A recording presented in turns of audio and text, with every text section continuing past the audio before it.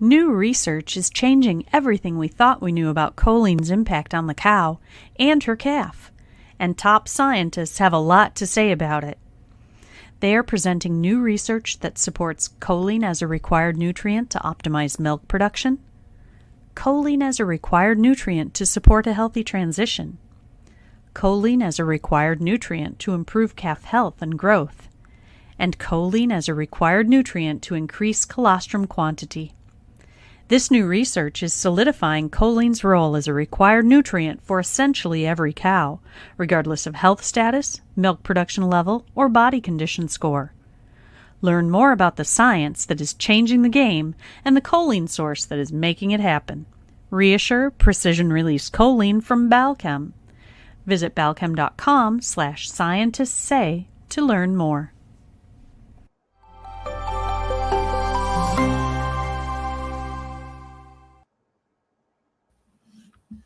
Hello, everyone, and welcome to the Real Science Lecture Series. My name is Scott Sorrell, Director of Global Marketing here at Balchem. Today, we welcome Mary Ledman from Rabobank to discuss the past and future of the global dairy market, a timely topic as we prepare for the year ahead.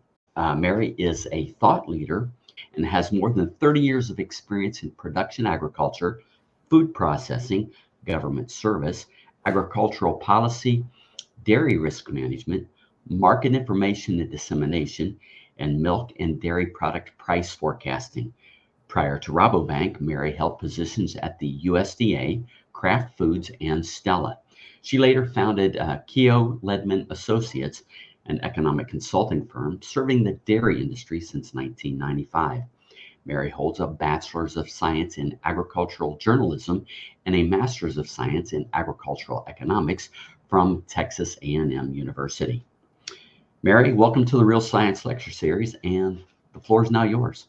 Great, thank you. And thank you for the opportunity to be with you this morning, and I look forward to an engaging dialogue. Today, I'm going to discuss the global dairy markets, currently what we're seeing today, and then really I want to challenge you and really the dairy industry to think about what the world's going to look like, not just in 2030, but also what's shaping up into 2035 and 2040. So for those of you who are not familiar with Rabobank, it's one of the world's largest food and agricultural banks located in the Netherlands. In the Netherlands, Rabobank is that hometown bank. We do household mortgages, car loans, but outside the Netherlands, Rabobank only invests in food and agriculture. And currently, we have about 150 billion euros, which is pretty close to $115 billion these days invested in food and ag. Dairy alone accounts for about 25 billion of that portfolio, but we also support grains and oilseeds and farm inputs and consumer and supply chain and logistics and sugar. And to do that, we have 80 analysts around the world.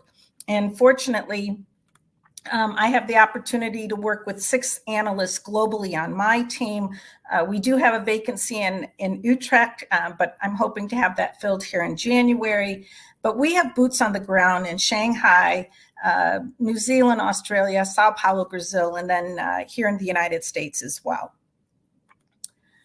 So the first chart I'm going to show is one of these, what we call hero charts. This is a chart that and a calculation that Rabobank has been doing for over 20 years.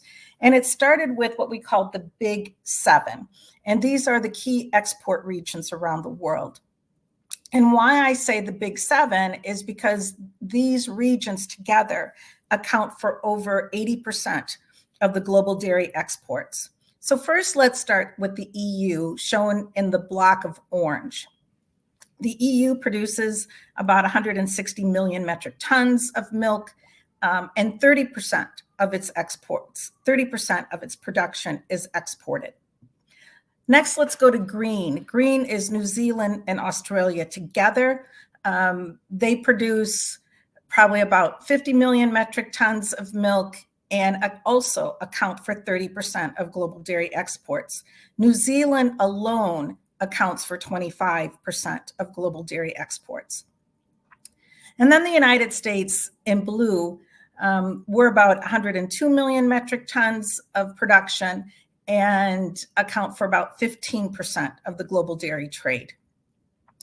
And then the top, kind of what you see in the top here from Q4 of 2024 into 2025, that golden color is South America, which is Argentina, Uruguay, and Brazil.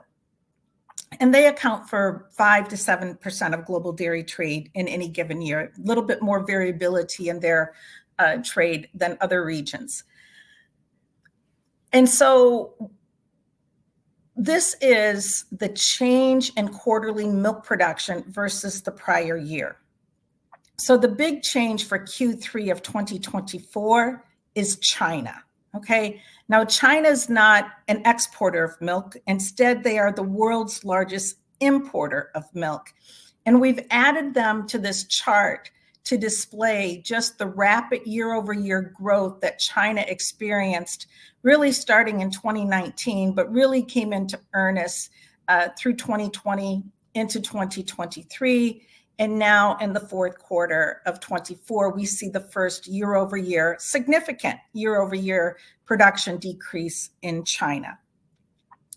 Historically, when I look at this chart, anything under 1 billion liters growth is a tight dairy market. And from 1 billion to 1.5 billion, it's pretty much in balance. And anything over 2 billion for sure, we're in a surplus situation. And going forward into 2025, you can see that we expect milk production growth in each of these regions, each of the key regions. Keep in mind, much of the growth that we're seeing is being compared to decreases that were experienced in the latter part of 2023 and into the first half of 2024. For example, if you really look at here, the Q4 of 2023, Europe was down a significant amount, I think about 1.6%. And we see them being positive in 2024, but not to the degree that it offsets the decline of 2023. The reality of it is that we pretty much peaked in global milk production around 2021, and even our gains in 2025 really put us on par with that 2021 production. So the takeaways here are that we see incremental growth across the big 7 exporting regions. We see lower milk production in the second half of 2024 and into 2025 for China, and overall a balanced to tight market going into 2025. One of the differences that we're seeing really in the dairy commodity markets is this really divergence between the butterfat market and the protein market. And the protein market could be considered the cheese and the skim milk powder and whole milk powder. But butter really is in a trajectory all its own here. And where you have butter, the byproduct is skim milk powder. And the skim milk powder price here is in this lighter blue. And really the high butter price is subsidizing in some ways that skim milk powder price. But the combination of the butterfat price and the skim price is really yielding good milk prices to dairy farmers around the world. So much so that the whole milk powder price here in orange, whole milk powder almost becomes the specialty market because the valorization of milk into butter and into skim milk powder is higher than that into whole milk powder. So whole milk powder has to really almost, I think this is a base price for whole milk powder, and I think there are premiums that are being put on to draw that milk into the whole milk powder production. Cheese has been more stable here of late, but also to compete against skim milk powder and butterfat valuations, it has also had to increase. However, going forward in 2025, our price estimates, keep in mind, these are Oceania, which has been kind of our benchmark global milk price. I think even at Rabobank, we really need to consider changing this slide into being a US price basis, because the US prices tend to be the lowest around the world. And when we started doing this 20 years ago, Oceania prices were the lowest. Going forward, we do not see Oceania being the lowest priced source of commodities longer term. Those stronger commodity prices, especially on the fat, have really pulled up farm gate milk prices here. So the first thing I want to highlight, though, is China. China has always had, for several years, this higher milk price, even hitting over 60 cents US cents per liter. But really the difference here is that China's prices have come way down here in 2023 and into 2024. And those low milk prices are driving lower milk production gains in China. So China's production gains in the third quarter were largely driven by climatic factors. It was very hot there, but following through into 2020 at the fourth quarter and into 2025, that slowdown in milk production growth there is really price related. The other thing that has happened here is that we've seen elevated prices. The US price here, the all milk price, increasing here towards that 50 cents a liter mark, very similar to what we see in Ireland in green and the Netherlands in orange here, or the golden color. So the key exporters here are really converging near that 50 cents a liter mark. New Zealand, in New Zealand dollars, their prices are really at all-time highs now, given that their dollar has depreciated about 15% versus the dollar.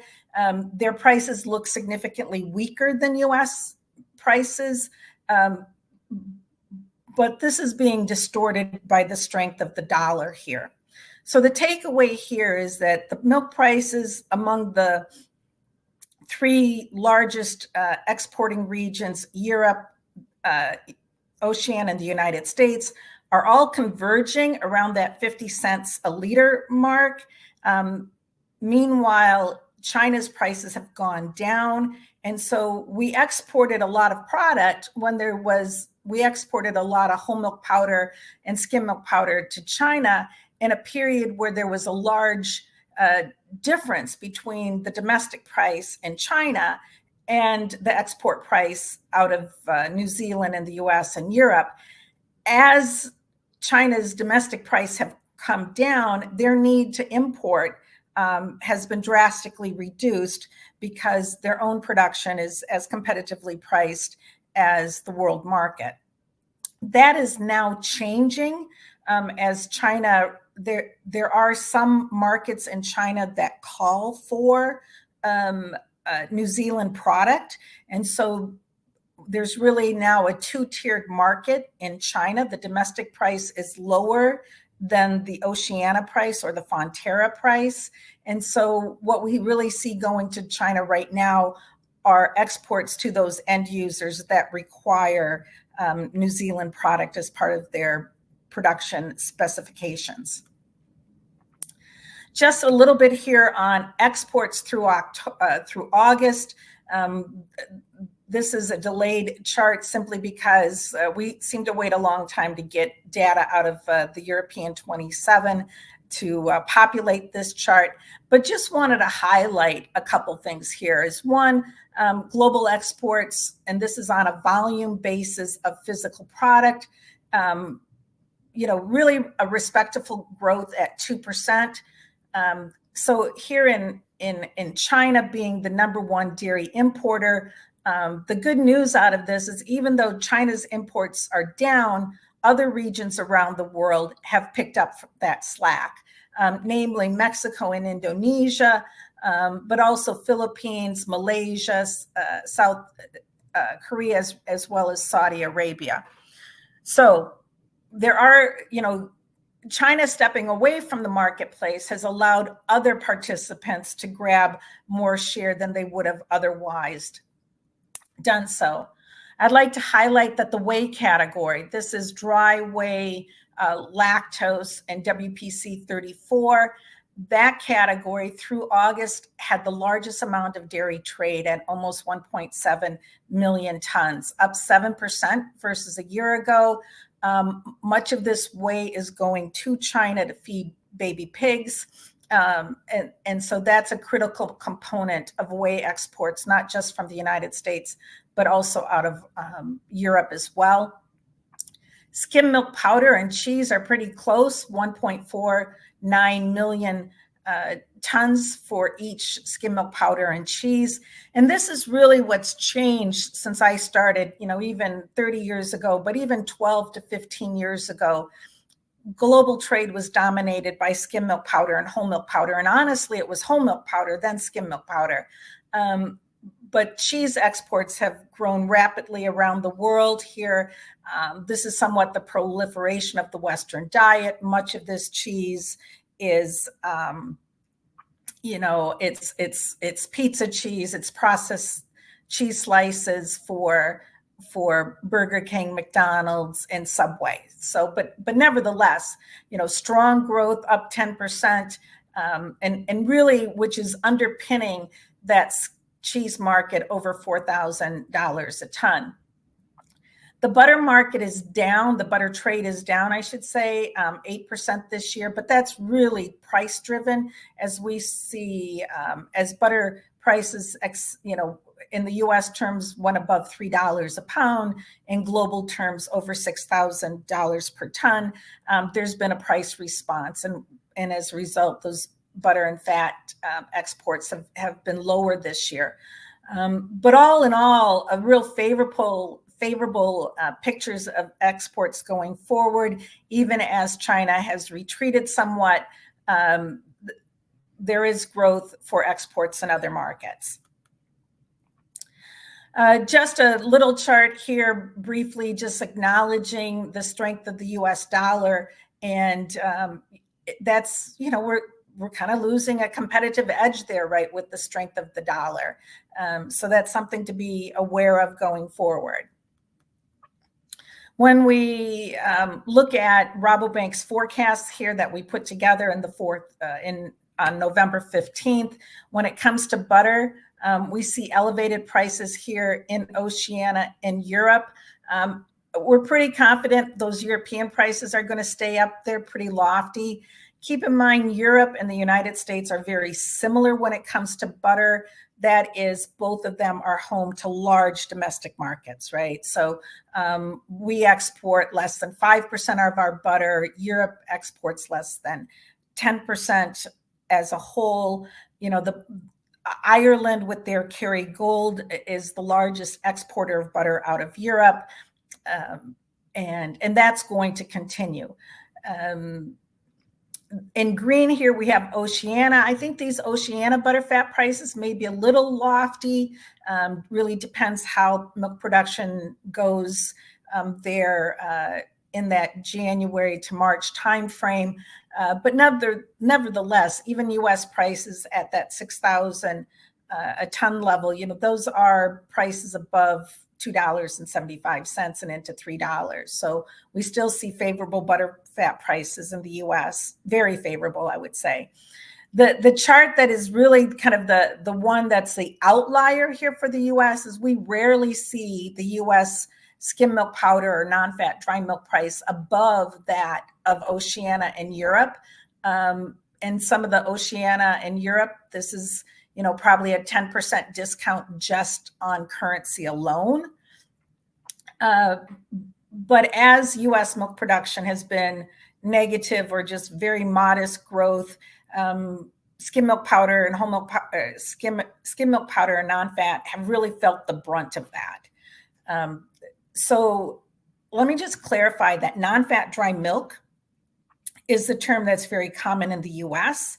And the difference between non-fat dry milk and skim milk powder is that skim milk powder has been standardized to 34% protein, whereas non-fat dry milk is basically the skim, dried skim, after you separate the butter fat. And so you'll see the protein level of that skim varies seasonality, by season, or by month, and it's often, U.S. non-fat dry milk is often higher than 34% protein. So to standardize it, you add other dairy solids like lactose to it, and that brings it down to the 34% skim milk powder product specification. So just wanted to note, how these words are used interchangeably. Still, what has happened in the U.S. is milk has been drawn into cheese. That's left less milk available for non-fat dry milk production, which is about down 10 to 15% in any month in 2024. And also California's recent bout with the bird flu has also left less milk available to go into non-fat production. And California is the largest producer of non-fat. So those are a couple of reasons why we see the U.S. price more elevated than their counterparts in Oceania and Europe. On a cheese situation, we've got additional capacity coming online here in the U.S. and think we're going to be the home of the lowest cost cheese here going forward, largely due to increased capacity. The U.S. whey price, though, this is really an anomaly as well. These prices with dry whey in Europe and the U.S. have historically been tighter than what we're currently seeing. But much of the dry whey in Europe is used as demineralized whey into infant formula, and that infant formula market has dropped off significantly, resulting in surplus dry whey in Europe and lower prices there. So I'm going to turn my attention here just briefly and talk a little bit about China, and why is China important? And the reason for that is that a lot of people don't recognize or realize that China is one of the world's largest milk producing country. It's always within the top 5 milk producing regions of the world. The largest milk producing region in the world is India, but in this chart here, I only show India cow milk and not buffalo milk. Current Indian milk production is about 225 million metric tons, and growing. Next here is the EU 27, again, close to 160 million in production. This number here is milk deliveries, so slightly below that.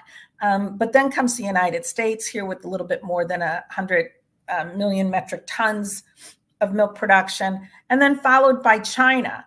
And China here for many years was very stable near 30 million metric tons, very similar to Russia's production, very similar to Brazil's production. And in 2018, China made a few decisions that resulted in stronger milk production. But the key here is that China has always been one of the world's leaders in milk production, and it was also the world's largest dairy importer. So what happened here? If we turn back the clock a little bit and go back to that 2016 time period, there was something called the Trump tariffs, in which Trump put tariffs on products. China retaliated, and we saw our exports of dry whey, for example, drop significantly, caused the dry whey price in the U.S. to drop significantly. And a penny change on dry whey is 6 cents in the class 3 milk price. So from 20 to 30 cents, that's 10 cents times 6, that's 60 cents a hundredweight. That milk prices went down as we lost a significant market to China. China could not replace all of its whey imports from the U.S., but our whey exports to China during that tariff period dropped by 25 to 30%. So anyway, China wasn't only having trade issues with the US, they also had problems and disputes or tense relationships in Oceania, as well as Europe. And so the Chinese government made the strategic decision in 2018 to expand their dairy production by nearly 10 million metric tons, from 31 million metric tons to 41. And that was to be done by 2025. They met that goal in 2023. So part of what has contributed to China's pullback in dairy imports has also been that they overshot this market, right? And quite honestly, they still had very high milk prices in 2022, nearly 60 cents a liter. You know, those numbers are close to $30 a hundredweight. And as a result, you know, they produced more milk, which came on the market here in 2023 and 2024. And really, the economic conditions in China were that consumers were in economic stress. Dairy is a nice to have, but it's not a must to have in the Chinese meal. And so that contributed to lower consumption and fed into lower prices. But the number one thing to take away from here is that, you know, China's government really pushed the expansion of milk production in this 5-year period to over 25 billion pounds. That's like adding Idaho and Washington state production to U.S. production. And that's what they accomplished in that short time frame. And how did they do that? And it was really the support of these large dairy companies. And so here on the right-hand side of the chart here, Australasia, China Modern Dairy, Yuan Dairy, and others here are very competitive on milk per cow, 13,600 liters, Australasia leading the pack here, but even the fifth largest here at 11,400. These are very strong milk per cow averages. And even if China doesn't add another cow, there's still opportunity for per cow growth here from the fifth to matching the largest. Still, we do know that China has plenty of young stock and replacements to support these dairies as cows are retired out of these operations. Still, the compound average growth rate of 7% that they experienced from 2019 to 2023, we think that period of growth is gone. And going forward to 2035, we see that growth much closer to the 1.4% growth rate, you know, similar to what we would expect in the United States, with a good percent of that being driven by milk per cow and not expansion of the dairy herd. Now, one thing I would highlight is that, you know, how did China grow their dairy herd so quickly? Is that during that time frame, that 2019 to 2022 time frame, China imported about 1 million replacement heifers out of New Zealand and Australia. Those cattle, the cheapest heifers that I know are in the world are in New Zealand and Australia at this time. Bred heifers there are less than $1,500 US. And so I know that if China was, you know, needed bred heifers, there is a supply to be had. New Zealand had passed legislation to discontinue live animal maritime shipments. We expect that legislation to be overturned in 2025, and possibly China being back in the market at that time for more heifers out of New Zealand for sure. So when China added 10 million metric tons of product, what really happened is that they increased their self-sufficiency from 70% to 85%. And the number one product that they were importing was whole milk powder. And so we've seen that whole milk powder in 2021. I think this was more about food security than anything else, but China imported 850 million metric tons of whole milk powder, the vast majority of that being from New Zealand. Okay, and even as we go forward here, we think China's imports of whole milk powder are going to stabilize near that 450,000 metric tons. And historically, if we take this outlier year out of it, China was really close to importing about 600,000 metric tons from New Zealand. So basically from 600,000 to 450,000, that 150,000 tons of whole milk powder, New Zealand had to do a couple things. One, if they were going to make 150,000 metric tons of whole milk powder, they were going to have to find another market for it. And if they were going to pull back on whole milk powder, that milk needed to go into a different product. And that resulted in higher cheese production, as well as higher butterfat and skim production out of New Zealand.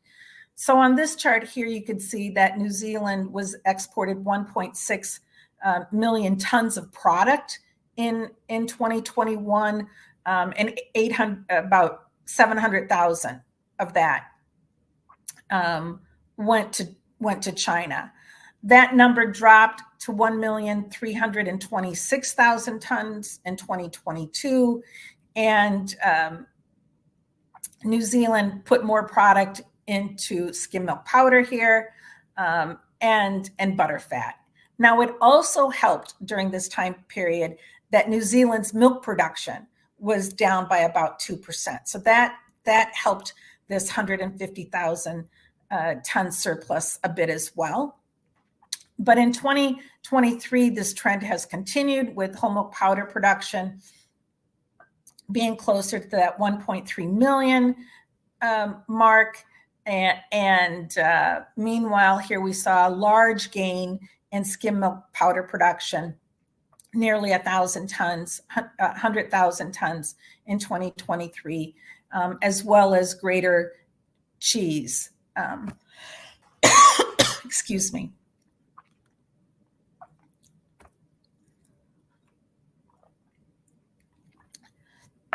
This chart here just illustrates that after China, the next largest market for whole milk powder is Algeria, but it is very much a distant second. And even going forward, I highlight that Algeria is looking at increasing its own domestic self-sufficiency. They're working with a company out of Qatar, and the government has approved a $3.5 billion project that would ultimately milk a couple 100,000 cows and produce 200,000 tons of milk powders. So that's something for the dairy industry to be aware of, that if Algeria actually follows through with this plan, we would also be looking for an additional home for 200,000 or to 300,000 tons of whole milk powder that has traditionally gone to Algeria. So what has also happened here then is we've pulled away from whole milk powder, the chart on the right. As we've seen a decline in whole milk powder exports, we've seen an increase in skim milk powder. And historically, the European community here in orange and the US in blue have been the largest exporters of skim milk powder. But New Zealand has rapidly increased their skim milk powder production and is a more formidable competitor, even in markets close to home, such as Mexico.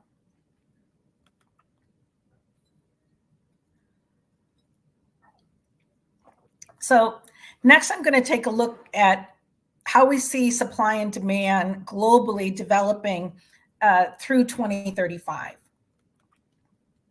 So the first place that I start when I'm looking at global dairy demand is I'm looking at the changing population around the world. The black line here shows the increase in population between 2020 and 2030. So we've got India at about 120 million people that they're adding between 2020 and 2030. Nigeria is adding around 55 million people. In total here, of the 705 million people added to the planet, half will be in Africa, 17% in India, and about 8% in Pakistan. So Africa, India, Pakistan, that's 75% of the world's population growth. The next thing I looked at is what's the per capita consumption in each of these regions of dairy. Excuse me. India has about 150 kilograms of dairy consumption, whereas Nigeria is about 5 kilograms. We see India, and keep in mind, remember I told you that India is the world's largest dairy producer with about 225 million metric tons, so more than double the US milk production. And they will try very, very hard to be self-sufficient in dairy. I think that there's definitely the opportunity for them to do so.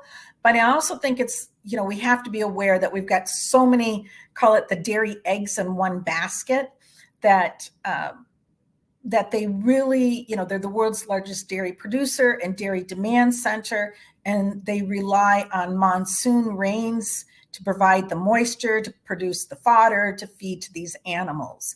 And I just think with, escalating climate disturbances, that we have to be aware that this is a risk for global dairy demand. If there's a situation where India has production failure, they will come into the market in a big way to feed 1.5 billion people. So that's my spiel on India. But let's take them out of the mix here and just look at places that are not aiming to necessarily be self-sufficient in dairy. And China, despite China's increase in production and their forecasted population decline of 10 million people from 2020 to 2030, we still see China as one of the key areas for growing dairy demand. They're about 30 kilograms of dairy per person. And our estimate here is based upon a 1.6% growth in dairy consumption. So it's not, that is not, a strong, what I would consider a strong per capita consumption number. In light of the fact that China, when I've been in China and heard public officials speak, they note how they want Chinese young men to drink as much milk as Korean and Japanese young men do. And currently, China's per capita consumption of dairy products is 30 kilograms, but Japan and Korea are double that at 60. So we do see headspace there for China to grow their consumption. The next in line is the United States. We've got a population increase of about 18 million people. Half of those are based upon immigration. We'll see if that happens now.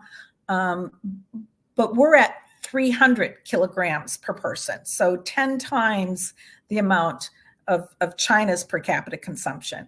And so our estimate here is for the US to grow by 0.5% annually on consumption, And as a result, our biggest effect on population or dairy demand is actually population growth.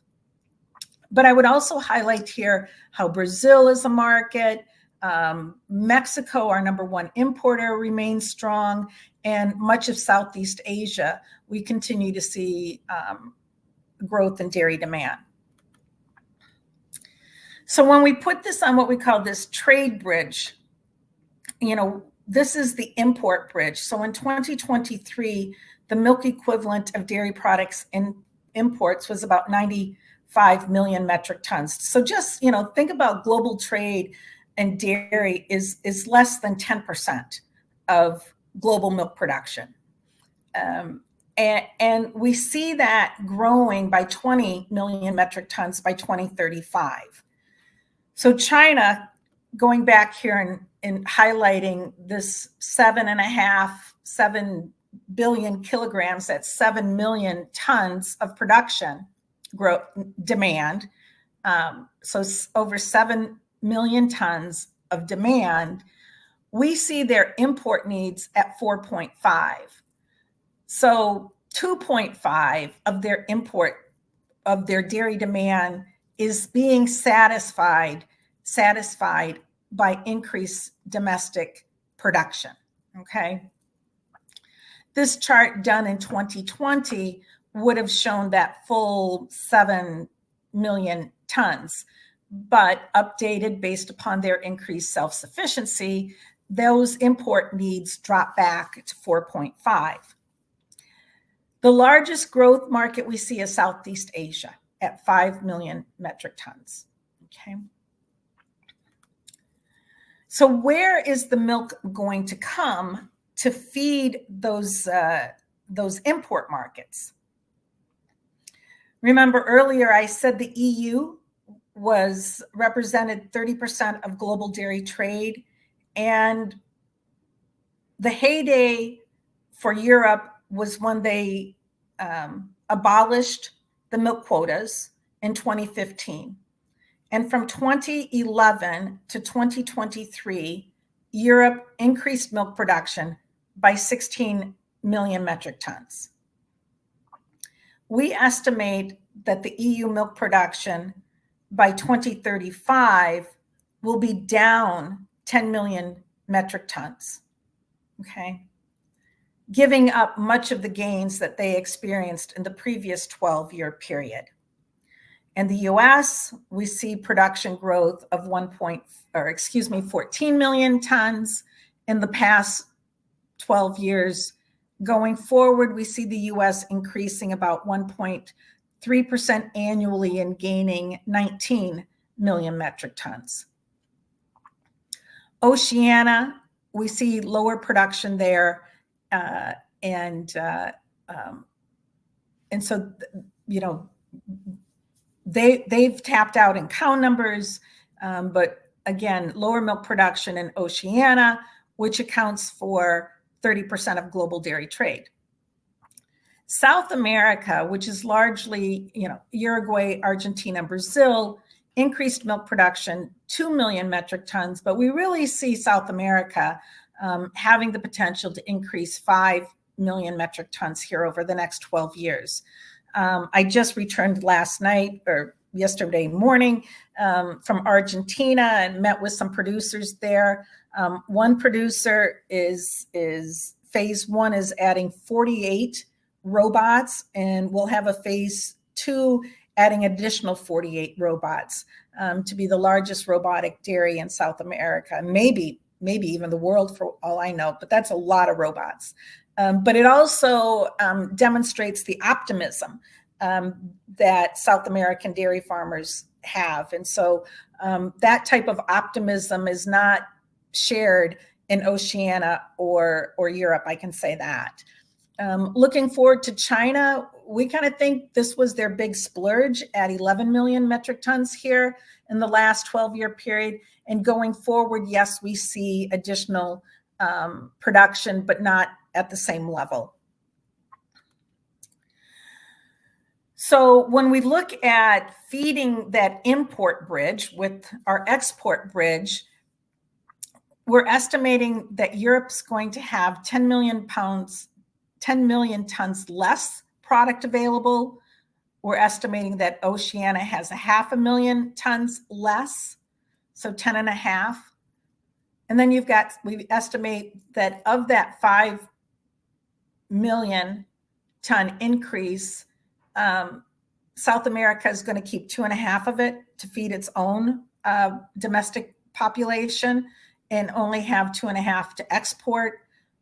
We see the US with their gain, only 8 of that's available for the export market. So basically, South America and the US, we see 10.5 million tons available for the export market.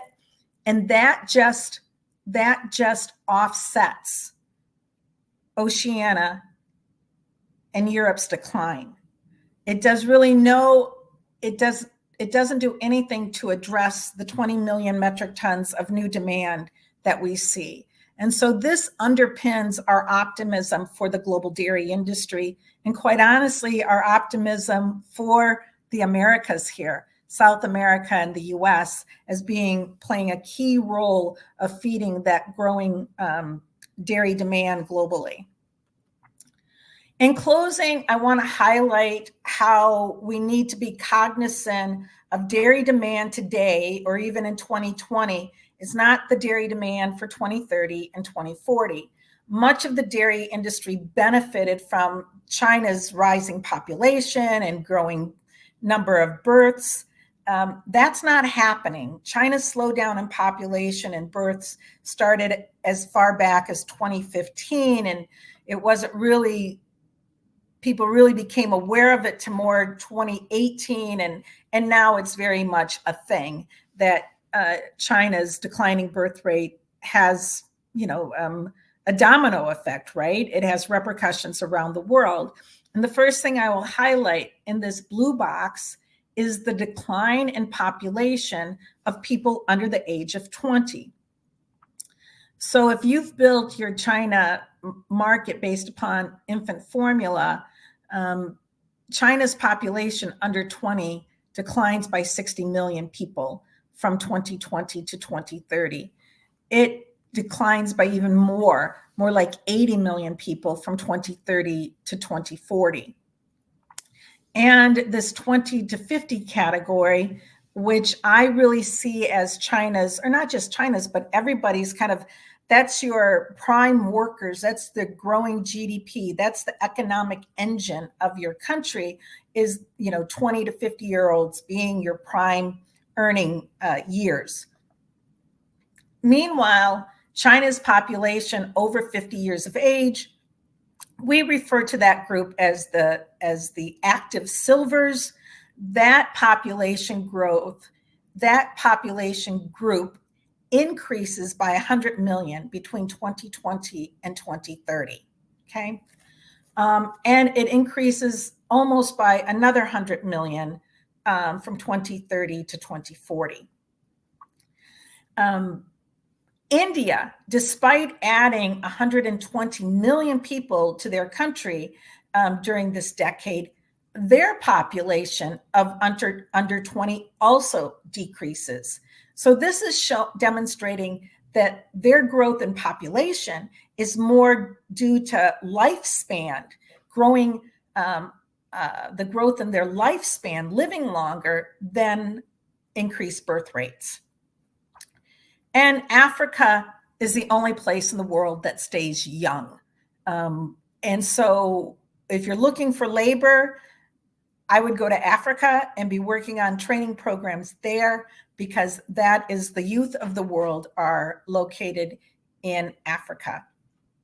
So note this axis here. We're going from minus 200 to positive 500, right? The next chart, that axis drops to negative 40 to positive 30, right? A tenfold decrease.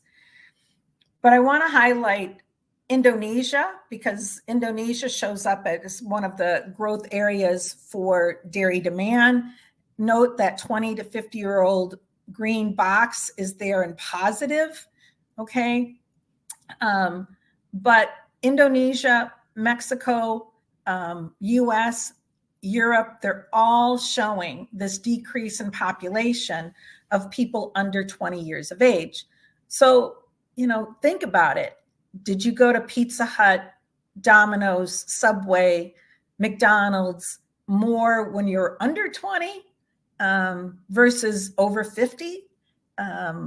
So I think that there's, what we really need to be thinking about is how this increased lifespan will drive growth in the health and wellness and medical nutrition categories. I will close by saying that my 97-year-old father,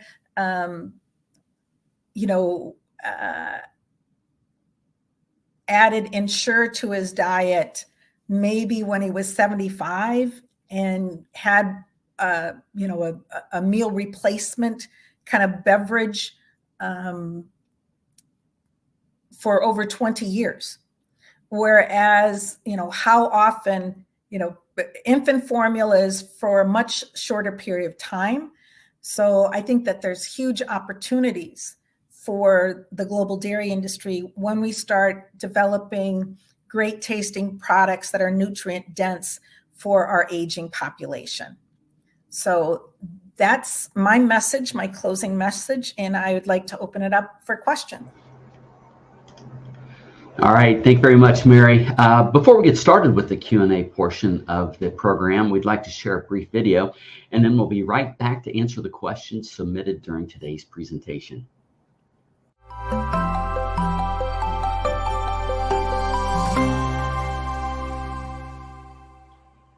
Delivering the perfect ration for the rumen microbes might be more important and more challenging than feeding the cow. NitroShure precision-release nitrogen delivers a consistent supply of rumen-protected nitrogen to improve animal performance, maximize profitability, and minimize nitrogen excretion into the environment. With NitroShure, you get improved fiber digestion, increased microbial protein production, and reduced dependence on expensive protein sources with a high carbon footprint. Feed the microbes that feed your cows with NitroShure precision-release nitrogen from Balchem. Visit balchem.com to learn more.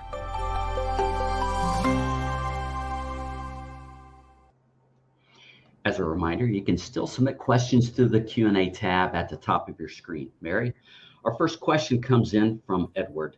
Will large, well-heeled U.S. dairy farm operators invest in production facilities outside of the U.S. over the next 2 to 8 years? Hi, Ed. Great to have you on here today. And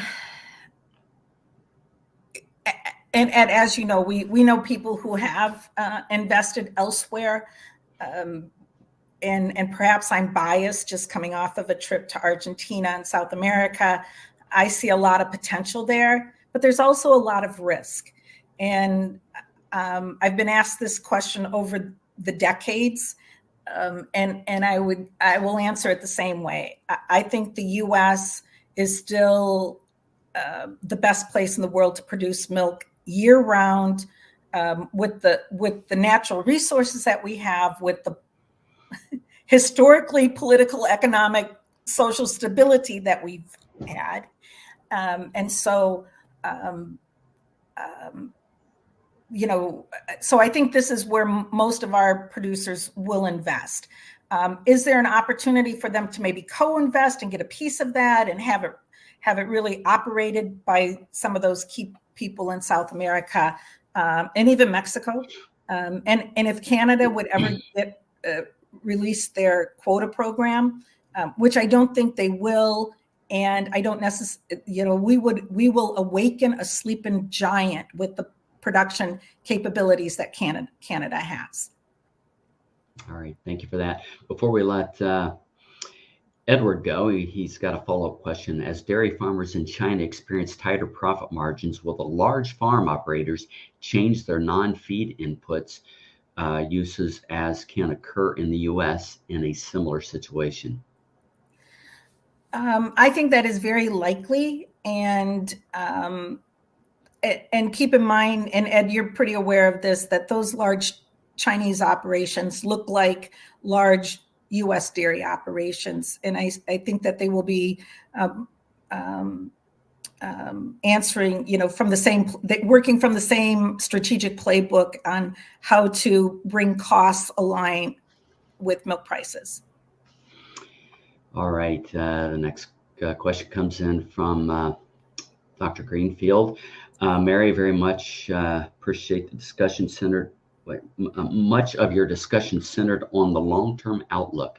In the short term, why is the domestic cheese price struggling so much despite low inventories in cold storage and no to slow milk production growth? Great question, Randy. And the simple answer, I think, is expectations, right? The buyers are expecting more production. It's been well documented, large-scale facilities coming online. And so I think this is largely due to expectations. Nobody's worried that there's not going to be enough cheese out there. Given the volatility that we saw in the 40-pound block market this year, I'm not sure that that's such a great strategy and one that I would be supporting wholeheartedly.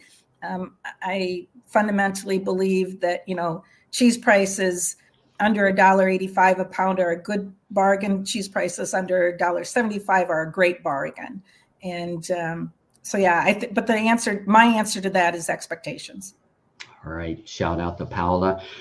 Paola's glad that you visited their country. So there you go.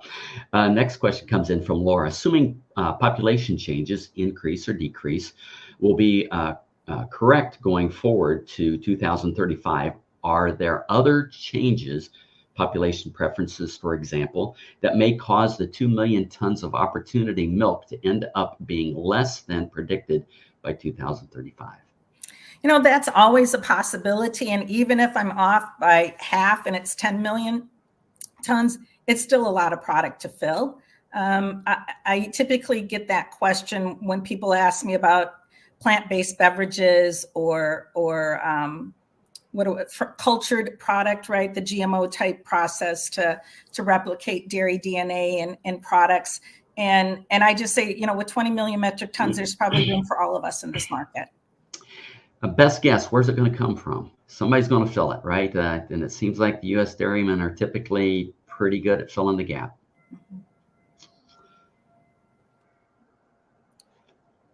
All right. Next question. Why did China recently re-enter the Globex market in the last 2 to 3 months if they are oversupplied, bottom feeding for cheaper prices?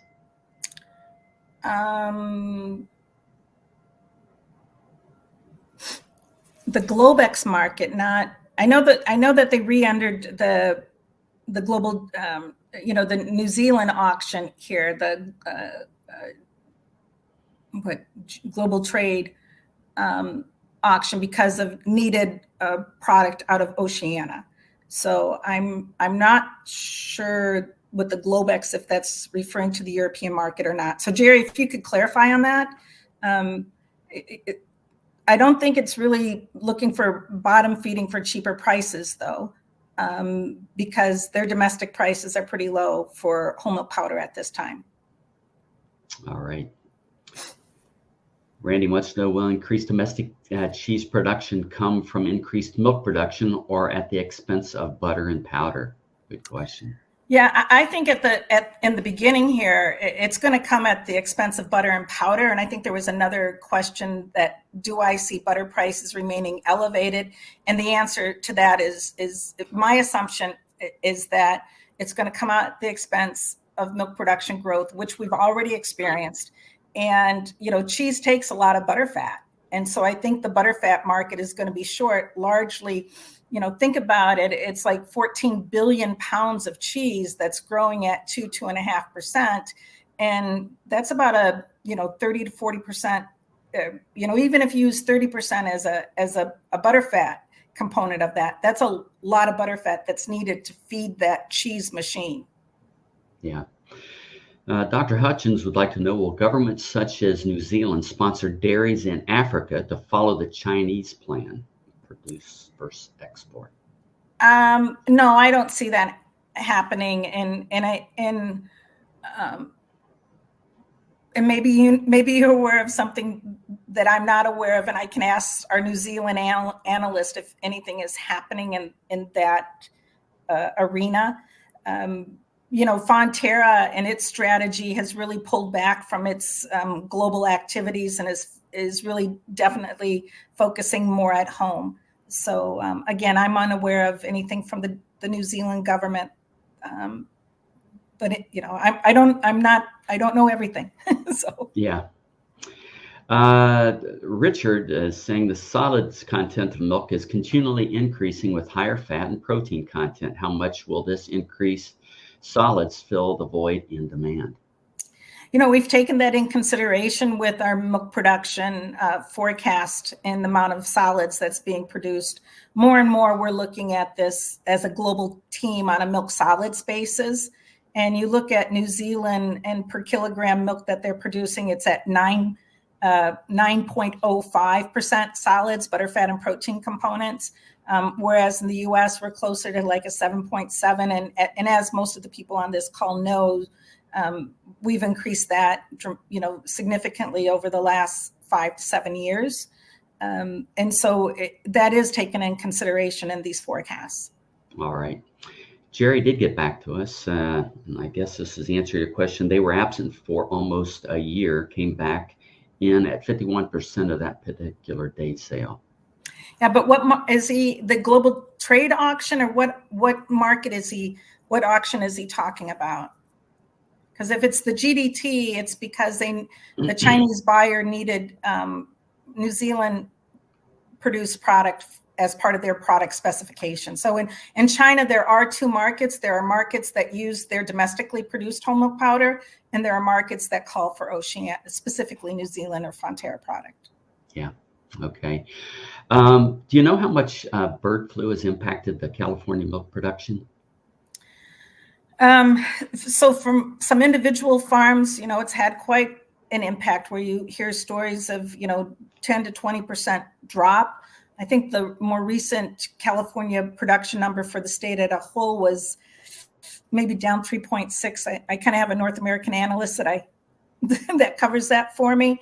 But there are not good published numbers on this. But within the producer community, some of the numbers kind of remind me of what I'm hearing in Europe with blue tongue, where farms were at 45 liters, they drop down to 35 liters, and they come up to 40 liters, and they never get back up to that 45 liters. And it's about a 2-month process. And what we really don't have a better handle on is what does this mean for reproduction? From the people I speak to in Europe, they're looking for a delay in their milk production curve next year. They've had cows aboard at 6 months. They've had calves born, that died within the first few days of birth. So I find it interesting that we're experiencing, a disease on both sides of the Atlantic. That they're different, but there's more similarities than not. Yeah, interesting. Randall's asking if you're following the coming FMMO changes. Will the changes to the skim milk component value change the amount of components in Class 3 milk and thus the Class 3 prices? How will the transition happen on the CME? Yeah. At this,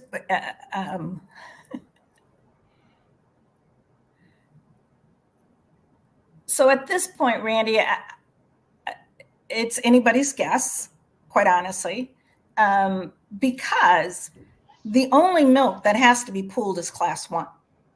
So we don't have to price Class 2, Class 3, Class 4 on these federal order prices. So. And co-ops by law don't have to pay the federal order minimum price. So we've just gone through a multi-million-dollar exercise here that I would say the best thing that the federal orders do is provide farmers milk checks twice a month, and the data that we get from the federal orders is very valuable as well. But the reality on how it affects the farmers' milk checks, I don't think is going to change a lot, because as you know, farmers were getting massive deducts the last few years, negative PPDs, which are not the PPD the way that the federal orders calculate them, but the PPD the way that a co-op could afford to pay for milk. So I honestly don't know, by taking, I think your question is getting at getting rid of barrels in this calculation. And we've been in a year here in 2024 where we've seen significant premiums on the barrel market to the block market. And so I think it gets, it's hard to tell what's going to happen on this. It's unknown whether AMS will continue to publish a barrel price in that weekly NDPSR price, because it's not needed for the federal order calculation, or more importantly, because it's not needed, I don't know that the barrel price folks have an obligation or are regulated to report it, because it's not used. So there's more unknowns to this, and which I think is unfortunate, because I think it's impacting, or could potentially impact, risk management that farmers are accustomed using into 2025, because we don't really have a lot of that clarity. All right, thanks, Mary. Mary, this has been interesting. Let's take one last question. Clay has an interesting one. How common is the practice of beef on dairy crosses globally, and is it significantly impacting replacement heifers across the globe? So the short answer is no, it's not having an impact on replacement heifers around the globe. My experience in Germany, I went with the FFA program in 1985 and worked on 125 cow dairy that turned into a 95 or 90 cow dairy, 125 pure black and whites in August of 83. The milk quota comes on in May of 84.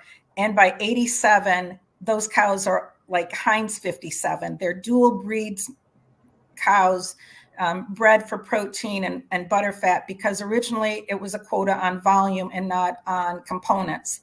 Now, this may sound similar, because I think our base programs were developed on volume of milk and maybe not component levels. Dairy farmers around the world are very good at optimizing whatever government regulation or co-op regulation or milk buyer regulation that comes into play here. Beef on dairy calves in Germany are about 500 euros at week old. I've been hearing prices closer to $800. Nobody around the world is experiencing those prices. And I highlight this because my team is working on a cost of production report, and we're not including revenue from sales of calves and heifers, because the U.S. numbers just extort the findings here. So this is something that really is more U.S. centric at this time. All right. Well, thank you very much, Mary, and thank you to all of our audience today. If you have additional questions, please don't hesitate to reach out to us at anh.marketing@balchem.com. The Real Science Lecture Series continues to bring you educational topics every month. Be sure to join us for the next session on January 7th, Rethinking Immunity and Transition Cows. Are they truly suppressed? And that'll be with Dr. Lance Baumgart from Iowa State University. For more details on upcoming webinars and to register, visit balchem.com/realscience. Also, don't forget to check out Balchem's podcast series, The Real Science Exchange, for a deeper dive into our webinar topics. You can find it on your favorite podcast platform or at balchem.com/podcast. Want a really cool Real Science Exchange t-shirt? Just subscribe to the podcast, send us a screenshot with your address and shirt size to anh.marketing@balchem.com. We'll send that off to you right away. On behalf of Balchem and Mary, thank you for joining us today. We look forward to seeing you at a future webinar.